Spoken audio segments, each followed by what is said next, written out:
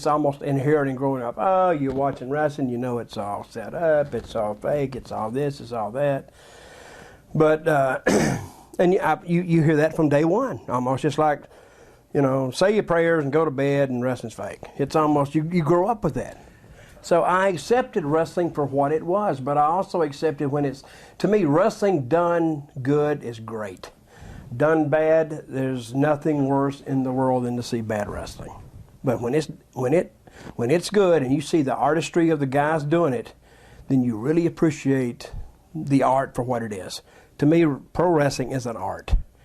And it's a physical art. There's no other business like it in the world, I don't think. And you can say, well, acting, yeah, but acting, you can go out there and you can take one, take two, take three, do it again, do it again, do it again. In a wrestling match on a pay-per-view, you got one take, and it's either done right or it's not done right, or it's a big botch. It makes, what's that thing on YouTube, Botchamania? Mm-hmm. It'll make Botchamania.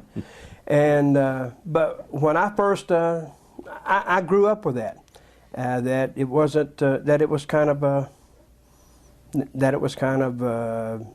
constructed and rehearsed. Maybe but we didn't rehearse it, or I don't think they rehearsed it, but they were just good at what they did.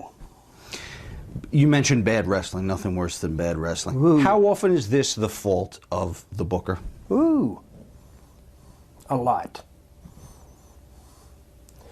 There's no saying in wrestling you can't produce yourself unless you have somebody, and the producer is like the director.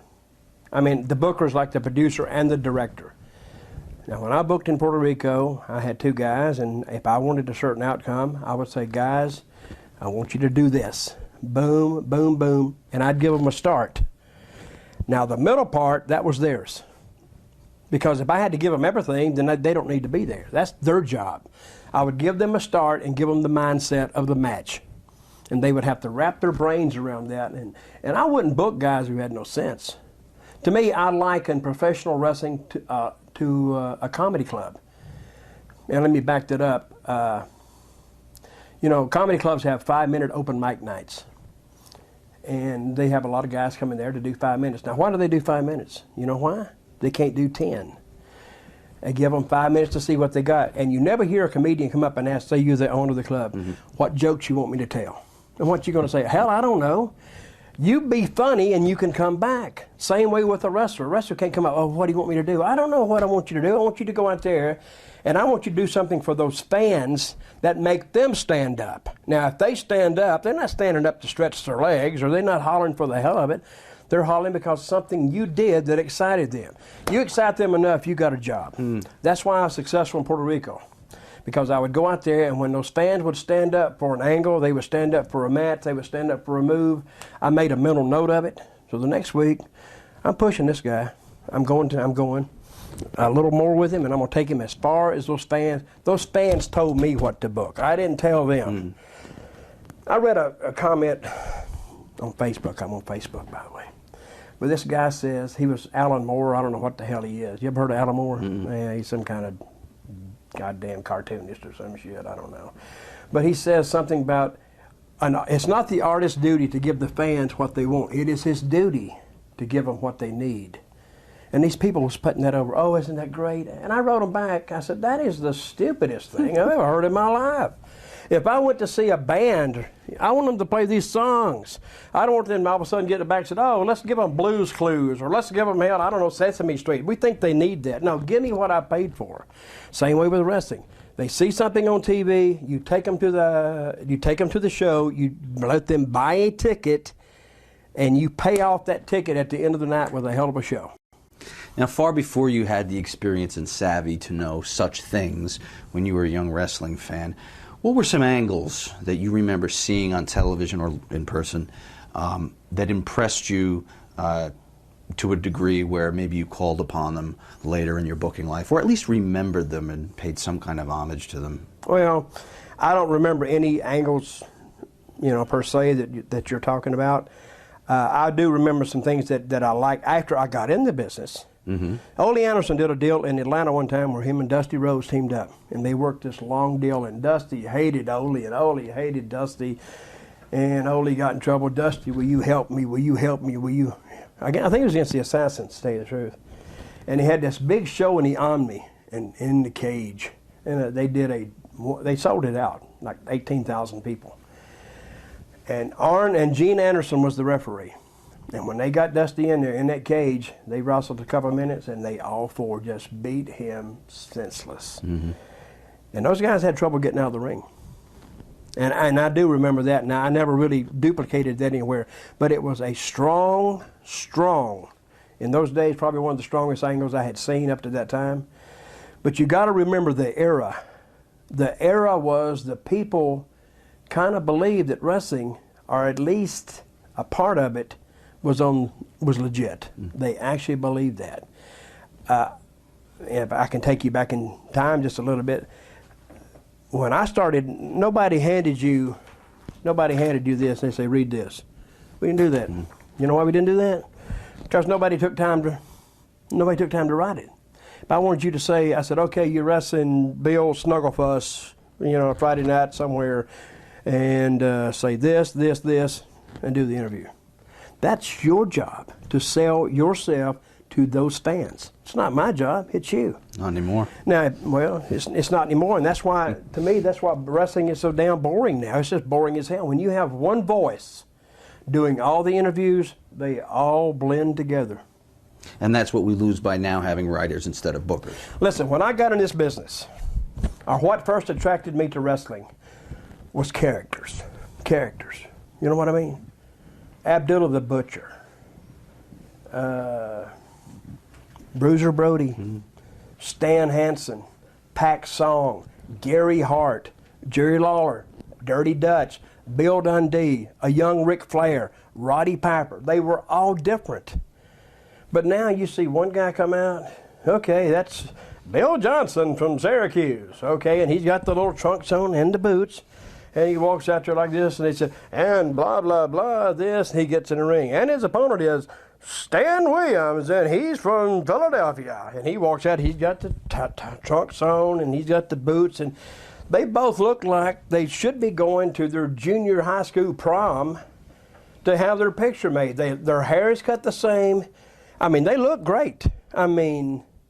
But they're generic. They're generic is not the word. I mean, it's even worse than that. Even if you take Next, and Next they did one hell of an angle, I think, 2 months ago when they tore the ring up. And that's only I don't even really watch WWE programming, but I enjoyed that. But when everybody looks the same, who stands out? I'm going to give you an example. You go to, Radio City Music Hall in New York City? Mm-hmm. They got the Rockettes kicking up. Mm-hmm. Well, they all look the same. Put Awesome Kong on the end, buddy. Put her on the end, and who in the hell are you going to be looking at? They say, God damn, look at that bitch there. And then she clotheslines the shit out of them. To me, the place would explode. But that's because she don't look like them. Right? Yeah. And I think that's what, I love Kong. But I'm saying, give me variety. Give me something different. I'm going to give you another example. You go to a strip club. You go to strip clubs? I had in the past, in my youth. Well, I don't, because since I turned Christian, I quit all that stuff. But let's say you go to a strip club, and all the broads, all the girls, they just look, oh, they're beautiful. Oh, my God. And you sit there, oh, yeah, oh, this, that, and the other, right? But after a couple of months, you're begging that owner, damn, man, hell, give me some different girls in here. Give me a different fantasy. Give me something. So he brings a bunch of skanky ones in. Hell, you're happy as hell because it's so much different. Now, at least you got that for a while. And after a month, you get tired of them. You say, give me some more. And then he brings the pretty ones back in. Now you're happy again. You got to satisfy your fan base. If you don't satisfy, it's repeat business. If I don't keep coming back to that club and buying drinks and tipping those girls or whatever, you don't have a business. Same way with the wrestling. And that's what I don't... And I respect everybody in the wrestling business. I respect anybody that gets in that ring and flops around and tries their damnedest, and because it's a very, very tough physical business. I did it for 30-something years, 25 years active, and it's a tough business. But you got, and let me tell you how since we're talking booking here. Let's say I got, we got the cameraman there, and we got you, and we got me, and say we got, gentleman here, whatever. So we all wrestled each other around for 6 months. and we do tag teams, and we do three-ways, and we do this and that, and do all kind of, you know, specialty matches. But after 6, 8 months, we about worn out everything we can do. You know what the old territories used to do? They say, well, Dutch, why don't you, say we're in Memphis, why don't you go to Charlotte for 6 months? I've talked to them over there. You go over there, and Sean, I'm going to send you to Dallas, okay? And then 2 guys will replace us. Now it has a whole different dynamic. Now the fans say, wow, man, these guys, now this is different. I go to Charlotte, you go to Texas, we all make money, and then about 6 to 9 months, we come back. Or you come over to Texas after I got a program started. And that's how it used to work. Wahoo McDaniel and Johnny Valentine used to follow each other around, territory to territory to territory, and they made business for 10 years. And today, now, you've only got one big one and kind of another big one, but nowhere to go. Well, in my book, The World According to Dutch, available on Amazon.com, when I broke into the business, not one territory, not 2 companies, or we call them territories, or not 3 promotions, 32 different promotions that you could work for. If you got into the business and you were just halfway proficient at professional wrestling, if you just weren't totally inept, you had a career. I mean, you couldn't make all the companies, even if you spent a year in each one, because if you started when you was 20, you couldn't make all of them. You'd be 52, you'd time to quit. You know what I mean? But you would find one and you stay there, but at least you had 32 different companies you could go to. Now, I don't know what your shoot job is or whatever you do, but what a... Shoot job, that's fantastic. I've never heard that before. Yeah, right. I love it. But what do you do? Do a lot of stuff. Okay, let's say you're air mechanic, okay, just for the sake of the argument. But there's only this mechanic shop here in the state and one more over there. What you going to do? You don't have any leverage. No. You know, it's a bad business. That's what's happened now. Now these guys, if they go to WWE, and they'll put them in developmental, and they'll warehouse them there in Tampa for a year, 18 months, and they say, well, future endeavor them, and they're gone. You never see them. TNA, they have them there, but, you know, you almost got, really, breaking into the professional wrestling now. If you make it, you can make good money, right? But the odds are worse than rolling dice. Oh, they're worse than ever now, because worse than ever. There is nowhere to go. Now, years ago, I would quit a territory. You could quit. Just go in and tell the booker, hey, screw you, man. I ain't doing this crap. You can kiss my ass. I ain't doing that shit. Blah, blah, blah, blah, blah, blah. And you'd quit and walk out. Then you bet. But I have done that before. And before the day was over, I had 3 other jobs. Right. 3 other jobs. You know, I said, hey, man, can you use me? And the guy's dying. Please, please come and help me. Okay. You know, I could be, I'd have 3 jobs. And then I'd go, and this is the way wrestling business work. I'd cuss the booker out, and I'll never work that asshole again. Then the booker say, I fired that son of a gun. I ain't ever going to use him. So a year goes by, right? And I'm wearing my welcome out where I'm at. I'm saying, oh, my God, what am I going to do? Oh, shit. And all the booker's saying, oh, my God, my territory's horrible. I'm going to get fired. Ring, ring. Hello? Hey, Bill? Dutch, how you doing, man? I'm over here in wherever, Charlotte or Atlanta or whatever, and I'm thinking about making a move. Oh, when do you want to do it? All of a sudden, it's all forgotten because we need each other. He needs me. I need him. And even though I said I'll never work for him, he'll never use me again, right back in the door. You couldn't burn a bridge unless you shot him or went out with his old lady or something. So here we are in Memphis with a young Dutch getting his booking education. Young Dutch, I like that. From I was Jerry. young once. I was really young when I was born. Really young. From Jerry. And then take us through your booking resume. Where else do you book outside of Memphis? Well, I didn't really book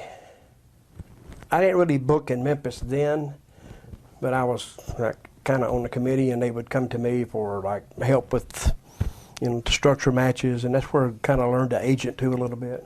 Well, that's booking, isn't it? Everyone's on a committee now, aren't they? Well, just about. But let me tell you the difference between wrestling now and wrestling then. I'm Jerry Jarrett, and you're wrestling this guy. Sean, come here. Hey, Bill Snugglefuss, come here. Listen, you guys are on third. Go out there, go whatever, blah, blah, blah. I want you to go over, okay? Got it? Mm-hmm. See you later. Bye. That's it. Now, if you went out there and you fell on your ass, or those people got up and went to the concession stand, you know what you heard when you got back? Then he say, what the fuck are y'all doing? Yeah, but you said, I don't give a God. You know, he just raised hell. Listen, if you couldn't do it, you wouldn't be there because he handpicked you. The booker handpicks his talent. It's like a coach picking his team. He picks this guy and this guy and this guy and this guy. He gets to pick the team. And I picked you because I think you can do it. And if I tell you to do something and you go out there and you don't do it, and I know you can do it, either you didn't want to do it or something's wrong. And I want to find out. Because I'm depending on you to draw fans. And if you go out there and you put them to sleep, you know. There used to be a little joke, guy go out there and I said, man, I tell him, I said, man, you guys set a record out there tonight. Really? What do you mean? I said, you sold 782 Cokes during that match. I said, the concession people have asked for you guys to come back the next week. They've never done such business. So at least you're going to be back at least for the next month. And just keep boring them to death, you know. If you watch WWE, you go, I only think they're doing a 3 because the people pass out in front of the TV and forget to turn the channel. They go, oh, hey, Sally, what time is it? Oh, I know, Raw's still on. I was going off. I'm going to bed. What happened? Oh, you went to sleep too? Okay.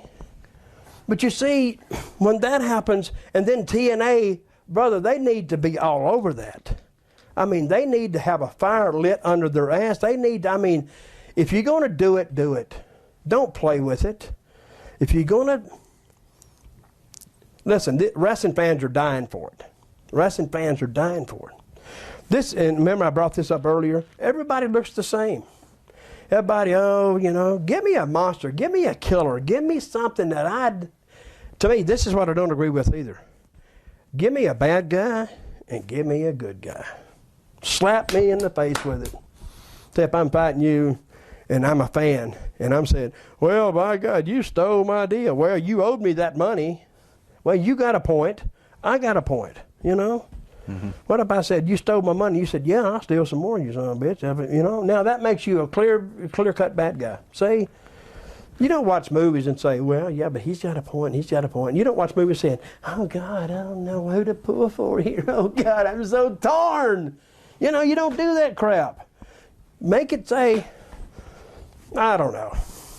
I hear you. If you watch a movie, all of a sudden this guy beats this guy up and robs him and damn and rapes his girl, then takes her and makes her a slave, and through the whole movie, then the guy's hurt and laying in a hospital and he's vowing revenge, you know. Then this guy, it's an hour and a half, it's a 2-hour movie. So for the next, it happens in the first 10 minutes, right? For the next hour and 40 minutes or 50 minutes, this guy battles back and battles back and battles back, and all of a sudden at the end, God damn it, he gets the girl back and gets revenge. See what I mean? Yeah. Don't tell me it don't work, because I watched Rocky 3, and I was one of the ones standing up. God damn, and I know it was a movie, but it was done that well.